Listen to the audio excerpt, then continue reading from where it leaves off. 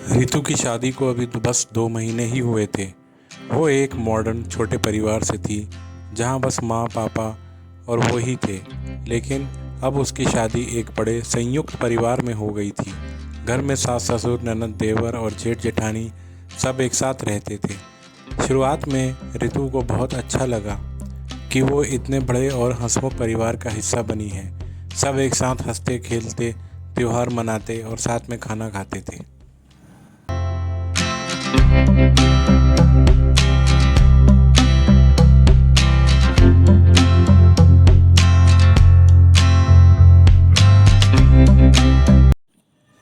लेकिन कुछ ही दिनों में रितु को महसूस हुआ कि संयुक्त परिवार में रहना उतना आसान नहीं था जितना उसने सोचा था। हर रिश्ते की अपनी अलग ज़रूरतें और नियम थे और उन रिश्तों को निभाना एक चुनौती बनता जा रहा था। सबसे पहली परेशानी उसे अपनी ननद प्रियंका के साथ महसूस हुई। प्रियंका रितु से बड़ी थी और परिवार में उसका काफ़ी प्रभाव था। जब भी रितु कुछ नया काम करने की कोशिश करती, प्रियंका उसे टोक देती, यह ऐसे नहीं होता, तुम्हें घर के नियमों का ध्यान रखना होगा। रितु को ये बातें खलने लगी। उसे लगने लगा कि प्रियंका उसे अपने हिसाब से चलाना चाहती है। वो जितना कोशिश करती उतना ही खुद को एक बंधन में पाती। रितु को ये समझ नहीं आ रहा था कि इस नई परिस्थिति से कैसे निपटे।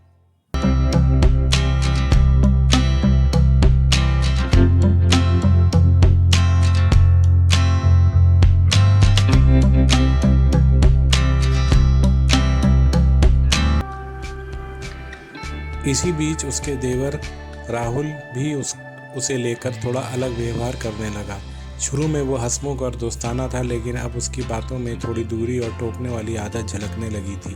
रितु को समझ नहीं आ रहा था कि वो इतने बदलाव क्यों देख रही थी। उसे लगता कि वो इस बड़े परिवार में कहीं खो गई है। फिर एक दिन जब सब लोग शाम की चाय के लिए बैठे थे, प्रियंका ने किसी बात पर रितु को फिर से टोक दिया। तुम्हें अभी बहुत कुछ सीखना बाकी है, इस घर के तौर तरीके समझने में वक्त लगेगा, प्रियंका ने हंसते हुए कहा, लेकिन उसकी आवाज़ में थोड़ी चुभन थी।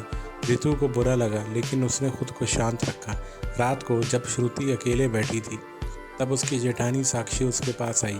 साक्षी काफ़ी समझदार और शांत स्वभाव की थी। उसने रितु से पूछा, क्या हुआ, तुम कुछ परेशान लग रही हो?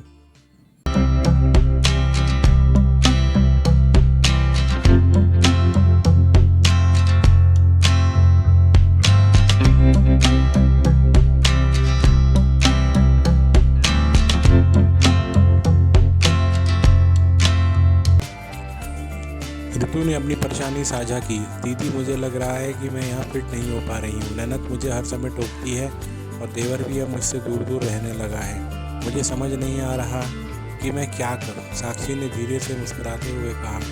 रितु, संयुक्त परिवार में रिश्ते निभाना आसान नहीं होता। हर किसी का स्वभाव और विचार अलग होता है। प्रियंका तुमसे कुछ कहती है तो उसका मतलब ये नहीं कि वो तुम्हारे खिलाफ है। वो बस इस घर के नियमों का ध्यान रखती है और राहुल भी अपने तरीके से तुम्हें समझने की कोशिश कर रहा है। रितु ने थोड़ा सोचा और फिर साक्षी से पूछा, तो मुझे क्या करना चाहिए?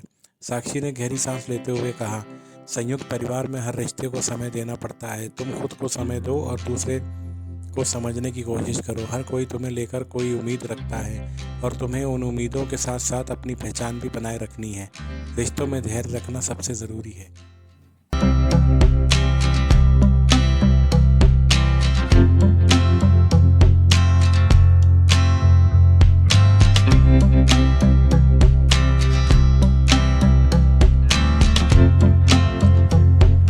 साक्षी की बातें सुनकर थोड़ा सुकून मिला। उसने सोचा कि शायद वो जल्दबाजी कर रही थी और उसे परिवार के हर सदस्य के साथ तालमेल बनाने में वक्त लगेगा।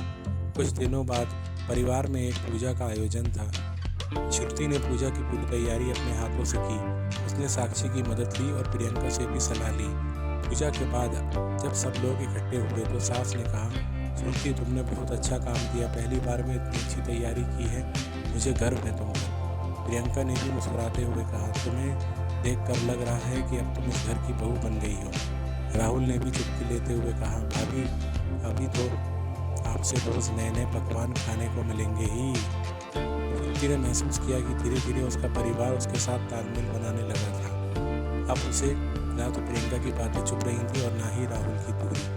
उसने सीखा कि हर रिश्ते को समझने और निभाने के लिए धैर्य और समझ की ज़रूरत होती है।